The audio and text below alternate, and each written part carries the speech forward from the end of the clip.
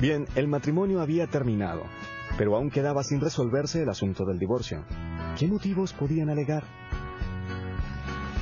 Rodrigo ideó una excusa estupenda. Probablemente sin reírse, sugirió que se divorciaran alegando que el matrimonio nunca se había consumado, debido a que Giovanni era impotente. Giovanni respondió que se había acostado con Lucrecia en cientos de ocasiones y que nunca se había quejado.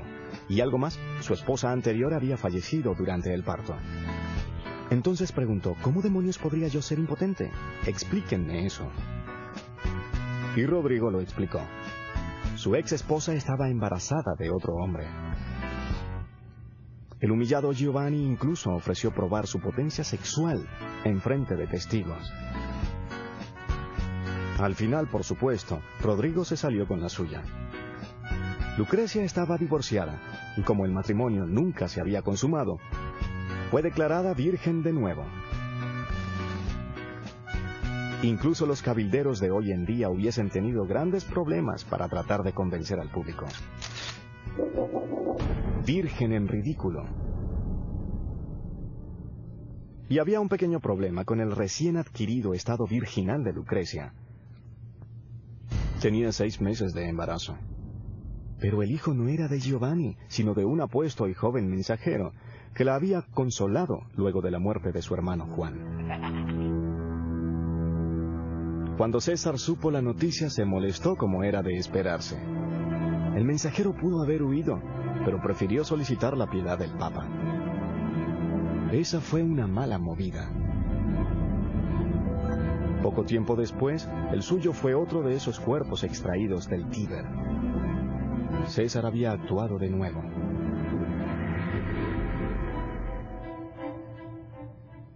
Unos meses después, Lucrecia dio a luz a su bebé, y ya estaba a salvo, pues se había casado con Alfonso de Aragón, quien era hermano de la esposa de Jofré, que a su vez había sido muy generosa con los jóvenes Borgia. Sin embargo, era una atracción genuina. Por primera vez en su vida, Lucrecia era una mujer felizmente casada. Pero su amor por Alfonso no disminuyó el excesivo control que César tenía sobre ella. César a veces viajaba grandes distancias solo para pasar una hora en privado junto a su adorada hermana. Estaba obsesionado con ella. Le gustaba imaginarse cosas que pudieran divertir o complacer a su hermana. Uno de esos eventos fue el tristemente célebre Banquete de las Castañas. El Banquete de las Castañas fue la orgía para acabar con todas las orgías. Fue organizada por César en el Palacio Apostólico. Y cualquier persona relativamente importante estuvo ahí, sobre todo mujeres. Además contrató a 50 prostitutas honestas, que me parece un nombre maravilloso. Hubo comida, bebidas y un ambiente muy alegre. En la primera etapa de la orgía, la gente bailó vestida. Luego bailaron desnudos. Y después, a media luz, las castañas fueron arrojadas al suelo y se esperaba que los que estuviesen desnudos, en especial las prostitutas honestas, las recogiesen. Luego, para el gran final, se trajeron finas prendas de vestir que serían otorgadas para el primer, segundo y tercer lugar. Premios que se otorgarían al hombre que pudiese copular con el mayor número de mujeres en un momento dado. No sé cuál fue el resultado de la competencia.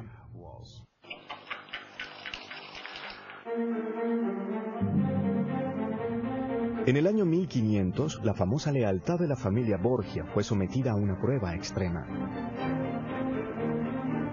Alfonso, al igual que su predecesor Giovanni, ya no era requerido para ser el esposo de Lucrecia.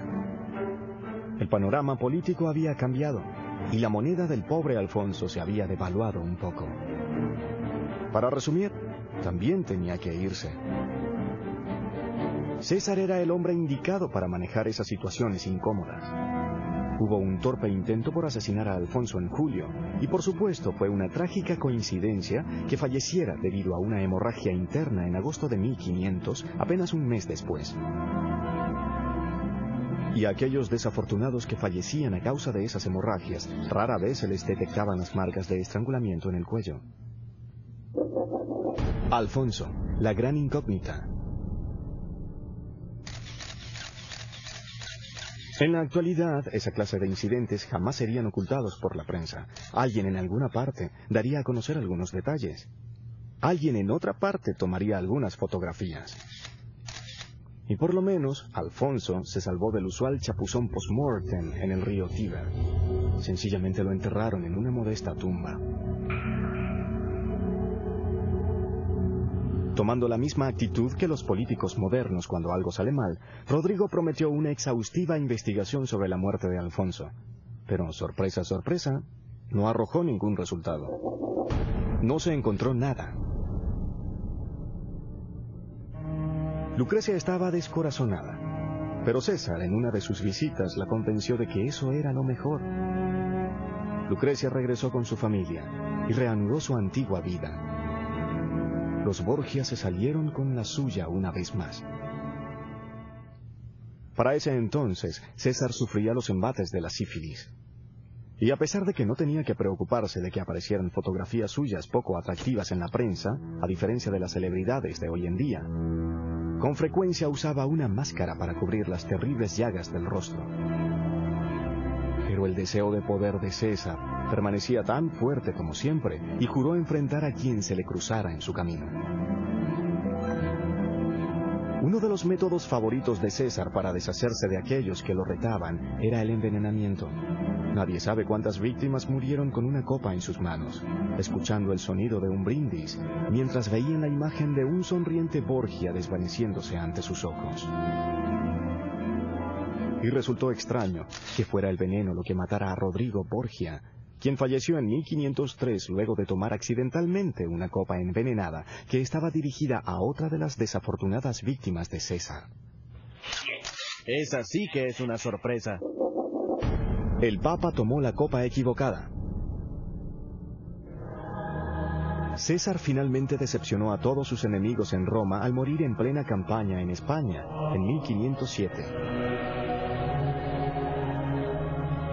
Lucrecia Borgia, a quien la historia convertiría en paria, murió mientras daba a luz en 1518, a la edad de 39 años. Lucrecia tenía reputación de envenenadora, y Donizetti en su ópera insiste en ese punto. Pero creo que debe ser visto dentro del contexto de la historia familiar. A ellos les gustaba envenenar a la gente y ella sencillamente se volvió parte de eso. Pero no creo que a Lucrecia le agradara envenenar a sus víctimas, algo que otros miembros de su familia sí disfrutaban. La familia Borgia finalmente se hundió en la oscuridad y el sueño de Rodrigo de formar una gran dinastía no se materializó. Se había propuesto hacer que el apellido Borgia fuese inmortal, y al menos en ese sentido sí tuvo éxito, pero apenas como un epíteto de maldad y un punto de referencia de cuán bajo pueden caer los humanos. Hubo una época en la que era inconcebible que una mujer fuera primer ministro o que se lanzara a presidenta. Era imposible imaginarse que algún día fueran las directoras de algún diario importante o que ocuparan altas posiciones en el mundo de los negocios. Las mujeres han sido ignoradas a través de la historia e incluso en la actualidad hay una gran cantidad de asuntos en los que no son tomadas en cuenta. El papado, en particular, siempre ha sido un territorio masculino. Todos y cada uno de los papas, buenos o malos, honestos o corruptos, siempre han sido hombres. Un papa mujer, aún, es inimaginable. ¿Será eso cierto? ¿Acaso pudo ser posible que una mujer papa haya regido a sus seguidores sin que se dieran cuenta de que no era hombre? ¿Cómo reaccionaría la prensa moderna si una historia como esa llegara a sus oídos?